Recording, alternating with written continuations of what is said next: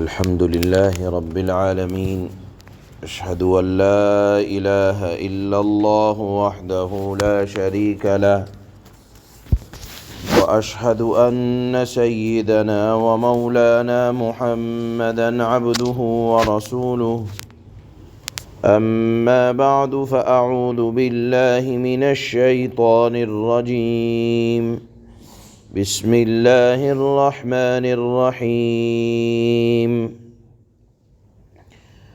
أسكنوهن من حيث سكنتم من وجدكم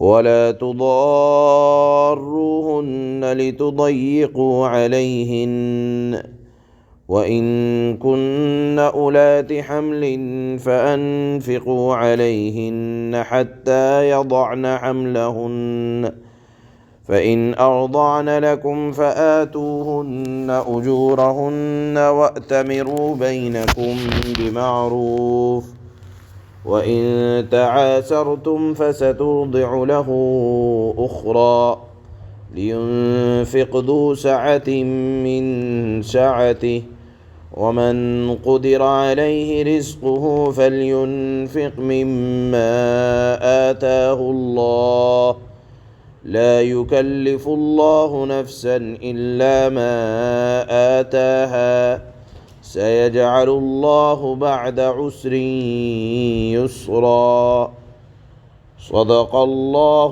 مولانا العلی العظیم۔ اللہ نے ان آیات کے اندر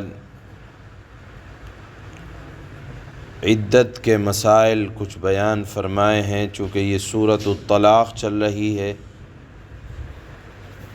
اللہ پاک طلاق، عدت کہ بہت باریک مسئلے کی بھی وضاحت فرما رہے ہیں۔ ان آیات کے اندر اللہ پاک نے ارشاد فرمایا کہ دیکھو، طلاق اگر ہو گئی ہے تو اب ایسا نہیں کہ عورت کو تکلیف پہنچانے کے خاطر اس کو ستانے کے در پہ ہو جاؤ، بلکہ عدت کے دوران اگر طلاق رجعی دی ہے یا طلاق بائن بھی دی ہے تو اس کو اپنے گھر میں رکھو، گھر سے باہر نکال نہ کھڑا کر دو۔ طلاق رجعی کی شکل میں تو یہ ہے کہ ہو سکتا ہے کہ ابھی رجعت کی کوئی شکل ہو جائے اور میاں بیوی دونوں کو اپنے کسی عمل پر پچھتاوا ہو جائے اور وہ توبہ کر لیں اور واپس سے رجوع کر لیں، لہذا عدت کے دوران شوہر ہی کے گھر میں رہے۔ اللہ نے فرمایا اسکنوہن من حیث سکنتم، ان عورتوں کو اپنی حیثیت کے مطابق رہائش مہیا کراؤ۔ ظاہر سی بات ہے، جب رہائش مہیا کرائی جائے گی تو نان نفقے کا خرچ بھی، کھلانے پلانے کا انتظام بھی مرد کے ذمہ ہوگا۔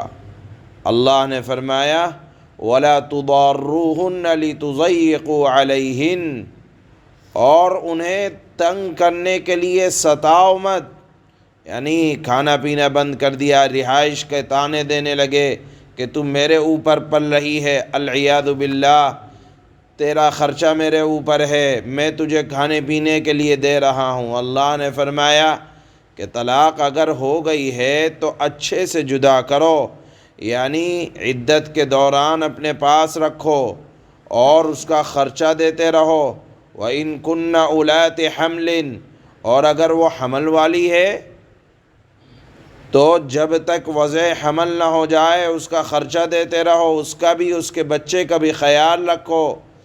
اور پھر اللہ نے فرمایا کہ اب بچہ پیدا ہو گیا تو یہ نہیں کہ اس کو نکال باہر کھڑا کرو یا اس کا خرچہ دینا بند کر دو، بچہ تمہارا ہے، اس بچے کی تربیت، اس بچے کے دودھ پلانے کا انتظام بھی کرو۔ اور اگر وہ دودھ پلانے کے لیے تم سے کچھ مطالبہ کرے کہ میں، بچہ تو تمہارا ہے، دودھ میں پلاؤں، ایسا کیا، میں اس کو دودھ پلانے کے لیے خرچہ لوں گی۔ عورت کے اس مطالبے پر اللہ نے فرمایا فآتوہن اجورہن، کہ تم کو اس کا خرچہ بھی دینا پڑے گا۔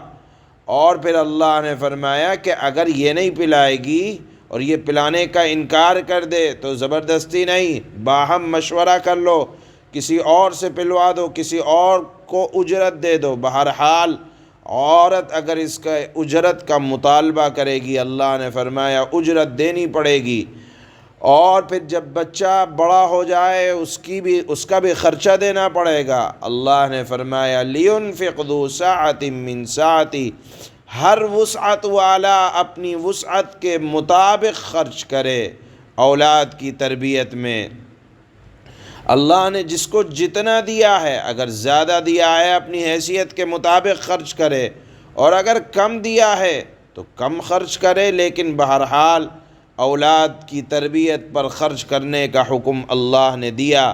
اور پھر فرمایا لا یکلف اللہ نفسا الا ما آتاہا، اللہ کسی پر اس سے زیادہ کا بوجھ نہیں ڈالتا، یعنی حیثیت کا اندازہ لگاؤ اپنی، اور جو حیثیت تمہاری ہے، اگر مالداروں والی حیثیت ہے تو عورت پر اور اس کے بچے پر یا اپنے اولاد پر اتنا ہی خرچ کرو، اور اگر حیثیت کم ہے تو اب عورت زیادتی کا مطالبہ نہیں کرے گی، بلکہ جتنی حیثیت ہے اس کے مطابق اپنی اولاد کی تربیت پر خرچ کرو۔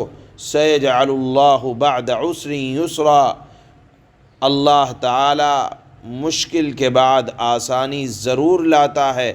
ہر مشکل کا زمانہ لمبا نہیں ہوا کرتا، مشکل کے بعد آسانی ضرور آیا کرتی ہے۔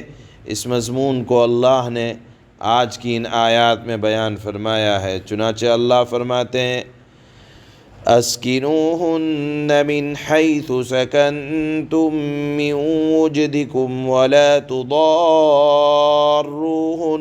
لتضیقوا علیہن، ان عورتوں کو اپنی حیثیت کے مطابق اسی جگہ رہائش مہیا کرو جہاں تم رہتے ہو۔ طلاق رجعی کی شکل میں تو واپس کرنے کا بھی آثار اور واپس کرنا بھی آسان ہو جائے گا، اور بائنہ اگر ہمیشہ کے لیے جدا کرنے والی طلاق دے دی ہے تو اب پردے کے ساتھ رہو۔ وَلَا تُضَارُّوهُنَّ لِتُضَيِّقُوا عَلَيْهِنَّ، اور عورتوں کو تنگ کرنے کے لیے انہیں ستاؤ نہیں۔ وَإِن كُنَّ أُولَاتِ حَمْلٍ فَأَنفِقُوا عَلَيْهِنَّ حَتَّى يَضَعْنَ حَمْلَهُنَّ، اور اگر وہ حاملہ ہوں تو ان کو اس وقت تک خرچہ دیتے رہو جب تک وہ اپنے پیٹ کا بچہ جن لیں۔ فَإِنْ أَرْضَعْنَ لَكُمْ فَآتُوهُنَّ أُجُورَهُنَّ، پھر اگر وہ تمہارے لیے بچے کو دودھ پلائیں تو انہیں ان کی اجرت ادا کرو، بچے کا خرچہ بھی ماں کو دو۔ وَأْتَمِرُوا بَيْنَكُمْ بِمَعْرُوفٍ، اور اجرت مقرر کرنے کے لیے آپس میں بھلے طریقے سے بات طے کر لیا کرو۔ وَإِن تَعَاسَرْتُمْ فَسَتُرْضِعُ لَهُ أُخْرَى، اور اگر تم ایک دوسرے کے لیے مشکل پیدا کرو گے، عورت کہے مجھے نہیں پلانا، تو اب مرد کوئی اور عورت دودھ پلانے کے لیے بچے کو انتظام کرے گا۔ لِيُنْفِقْ ذُو سَعَةٍ مِّن سَعَتِهِ، ہر وسعت رکھنے والا اپنی وسعت کے مطابق خرچہ دے۔ وَمَنْ قُدِرَ عَلَيْهِ رِزْقُهُ فَلْيُنْفِقْ مِمَّا آتَاهُ اللَّهُ، اور جس آدمی کے لیے اس کا رزق تنگ کر دیا گیا ہو تو جو کچھ اللہ نے اسے دیا ہے اس میں سے خرچہ دے۔ لا يكلف الله نفسا الا ما آتاها، اللہ نے کسی کو جتنا دیا ہے اس پر اس سے زیادہ کا بوجھ اللہ نہیں ڈالتا، یعنی اپنی حیثیت کے مطابق خرچہ ضرور دو، اتنا تو اللہ کا حکم ہے۔ سیجعل اللہ بعد عسر یسرا، کوئی مشکل ہو تو اللہ اس کے بعد آسانی بھی پیدا کر دے گا۔ سبحان اللہ.